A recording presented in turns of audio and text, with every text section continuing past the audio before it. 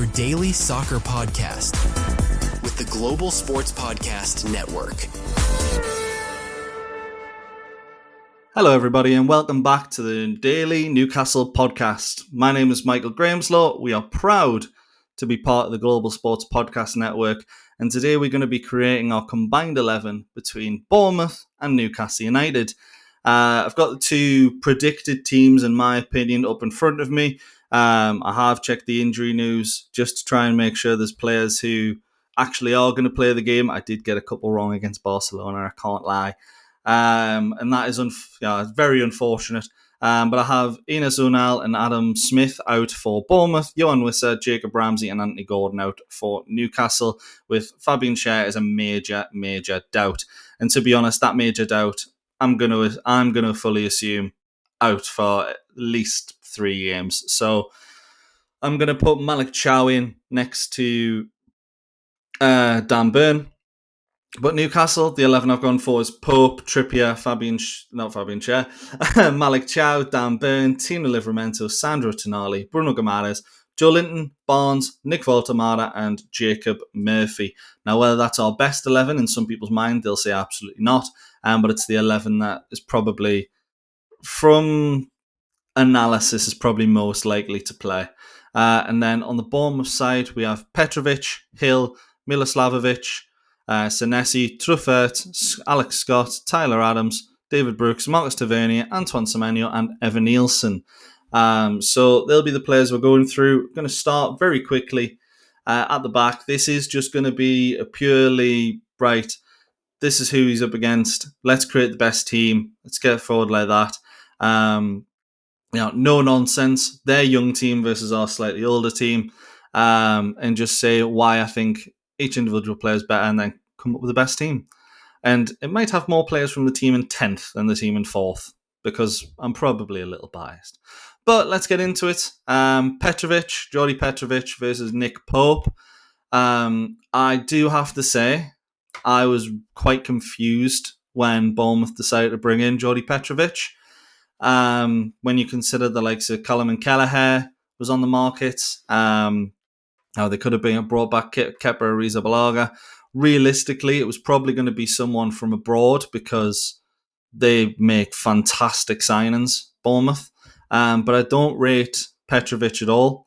I think he's quite not a clumsy goalkeeper, but I think he's one of those where there's so many mistakes in him, and he's not good enough of a shot stopper, in my opinion, to make those mistakes worthwhile. That's the difference between him and Nick Pope for me. Nick Pope will make, let's say, three errors a season, I would say. So one will be major, the other two will be, one maybe lead to a goal, maybe won't. There'll be one that leads to a red card, potentially, something like that. There's a massive clanger in him, let's be honest. But I think when it comes to shot stopping and being the actual attributes you value in a goalkeeper, a proper goalkeeper, I do think Nick Pope is better in that regard. Petrovic is better with his feet, but Nick Pope is the better shot stopper, and for me, better goalkeeper. At right back, it's going to be James Hill from Bournemouth, who replaces Adam Smith, who through injury, and I'm going to say Kieran Trippier. It could be Tino Livramento, but I think that one, for me, it's a clear win for Kieran Trippier. James Hill might go on to be the next big thing at Bournemouth. They have fantastic young centre-backs. This one's been forced to play right back. Hasn't done terribly in his opening games. But Kieran Trippier, England international, Atletico Madrid. I don't really know why I'm explaining it. It's pretty obvious. Kieran Trippier in this regard. Although I'm not understating what Hill could be at all. But Trippier, fantastic career. And he's not as good as he ever was, but he's still a very, very good player. And then regards to left centre-backs, we've got Dan Byrne and Marco Sinesi.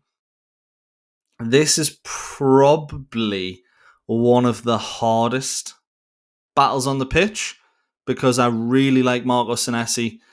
Argentinian centre-back, was brilliant for Bournemouth. a few seasons back. Zabani and Dean Huijsen came in. Arguably one of the best centre-back partnerships in the world now, actually. When you look back on it, one at Real Madrid, one at PSG. Both young, both probably going to be one of the best in their positions in 3-4 years' time. Sinesi's not quite at that level. It's an odd one because I say Marco, it's Marcos, but it's one of those where he's not an Argentine international. He was brilliant at Feyenoord. He's now 28. He's in the peak of his career. Maybe a bit early for the peak of his career, actually, as a centre-back. But even then, it's a case of we haven't actually seen the best of what you can do. I'm going to go Dan Byrne, because I think Dan Byrne at the moment is in the peak of his career, the best he's ever been.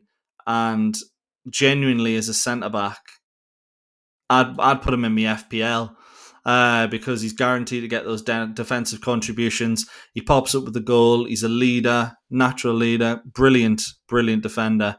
And then it's a bit of an awkward one for Milosevic and Malik Chow, because both are pretty unknown quantities in the Premier League, which is why I've matched the two up. If it was Sven Botman, I'd definitely be saying Sven Botman over Milosevic. But I'll be honest, I don't know enough about Milosevic. I haven't seen enough of him play to say that he is that good. Malik Chow I've seen a few times, Champions League semi-finalist with AC Milan. Very good defender. I am going to have to go with Malik Chow. Then Adrian Truffert against Tino Livramento. Again, this might end up being a clean sweep. It's not going to be a clean sweep, I can safely tell you that. But I think Tino Livramento is going to be one of the best defenders in the world. He's in great form at the minute. Adrian Truffert is one of those who was very highly hyped up when he joined Bournemouth from, I believe it was Stade Rennais. Yeah, Stade Rennais. 23 years old. Probably going to be in the French team in a few years, I think. So you've got the two, again, similar to I one for Barcelona, you've got two future fantastic left-backs here. I am going to say, because Tino Livramento has done it on the Premier League stage for longer, that I'm going to go Tino Livramento here and work that way. Midfield, we have Sandro Tonali against Alex Scott. Again, I want to say Sandro Tonali because one is captained AC Milan, one is captained Italy. Alex Scott is, I believe he captained Bristol City for a little while. He is a fantastic young player. Injuries have rattled him a little bit, but he does look like he's going to be a very, very good player. But at the minute, again, you can't say many players in centre midfield are better than Sandro Tonali.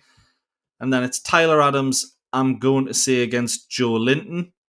And I'll be honest, I haven't really been impressed by Joe Linton a lot recently.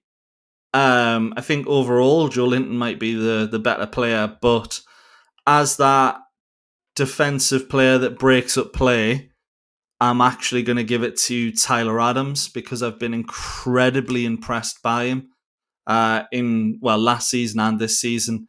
It's just one of those where, for me, Joe Linton, you're only as good as your last season. I don't think he was great last season at all. I don't think he's had a good start of this season. I can't give it to anyone but Tyler Adams in this scenario. Then it's Antoine Semenyo against Jacob Murphy. It's Antoine Semenyo all days up. I think Jacob Murphy can be an absolutely fantastic player on his day. He got more goals and assists combined than Semenyo last season, but Semenyo is a different beast entirely. And I think if you just go off goals and assists, you will say, Jacob Murphy's clearly better. He isn't. Semenyo is the heartbeat of that Bournemouth team. And Jacob Murphy might be for us. He is an underrated player across a lot of teams. But for me, Semenyo is one of the best in the league in that position, and I would have loved it if we'd signed him. Then you might be wondering where Bruno Guimaraes is. I've had to put him up against the most creative of the Bournemouth three. You got Scott, who's the runner, so I've compared him with Tonali. Tyler Adams, who's the sort of destroyer, so I've put him alongside Joe Linton. And then Tavernier, who does play more as the number 10 in comparison to Guimaraes, who plays a little bit deeper. But those two are the most creative in those midfield threes. And it is a really difficult one because Bruno and Tavernier, they are very different players. But I think when you look at it on the grand scope of things, Bruno Guimaraes is someone that, he's been linked with Manchester City for 100 million. He is the heartbeat of Newcastle United, and he's the heartbeat of a team that got us to the Champions League. Tavernier, I do like him. I think when he was playing on the wing at Middlesbrough, I didn't think he had the pace to be a winger in the number 10 role. He does seem to be starring a little bit more. That is impressive. So, yeah, I think Tavernier, as much as I like him, he's nowhere near Bruno's standard. And therefore, Bruno Guimaraes has to go in there. Then we have David Brooks or Justin Kluivert against Harvey Barnes. It kind of does have to be Harvey Barnes against David Brooks, because Brooks hasn't done enough in the Premier League to say otherwise. I think if it's Justin Kluivert who ends up on that left-hand side, I think I'm going for Kluivert over Barnes. But David Brooks, I like him again, but he's more of a player coming off the bench, can cause a bit of damage. Similar as Barnes, really. But I think overall, while Brooks is in better form, Barnes is the better player. So I would go Harvey Barnes. And then what I would say, what I've just been saying about Milivojevic and Nick Woltemade, well, and Milivojevic, it also goes on for Nick Woltemade as well. I haven't seen enough of Nick Woltemade to say he's an excellent player. He's done well against Wolves.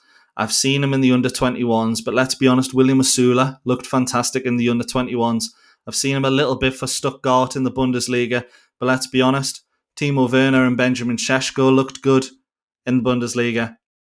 It hasn't really been a league that's worked out, so as I reserved a spot for Malik Chow, based on I haven't seen a lot of Milivojevic, I'm going to have to do the same and put Evan Nielsen in there over Nick Woltemade. I would say if Johan Wissa was in there, we've seen a lot more. He's a lot more Premier League proven. I would have Wissa in there instead. But as it stands, the team is Pope, Trippier, Malik Chow, Dan Byrne, Tino Livramento, Sandro Tonali, Tyler Adams, Semenyo, Bruno Guimaraes, Harvey Barnes, and Evan Nielsen. So that means that it's pretty much the same as it was for Barcelona versus Newcastle, just reversed. We have 8, they have 3, but I will say there are a lot of tight battles across that pitch. Truffert, brilliant player, may end up being better than Livramento. Sinesi is a fantastic defender. I do think over the court, at the end of this season, we might end up saying he's better than Dan Byrne. I do think Sinesi will be one of those players that really has a standout season. And then Alex Scott as well, although he's against Sandro Tonali in this, he's another player that's absolutely fantastic. So that's all from us. Our usual sponsors, obviously I haven't mentioned them in this particular video because it has been short, but go check out Bionique, go check out Zencastr, who will be in the description. You'll be able to find all the information there, and you can also find pretty much everything you need in regards to our socials. Check them out, subscribe. There's like 80% of you that watch us that aren't subscribed, and quite frankly, I'd love to see you more. I hope you feel the same. But from now, I've been Michael Grahamslaw, and I'll see you next time.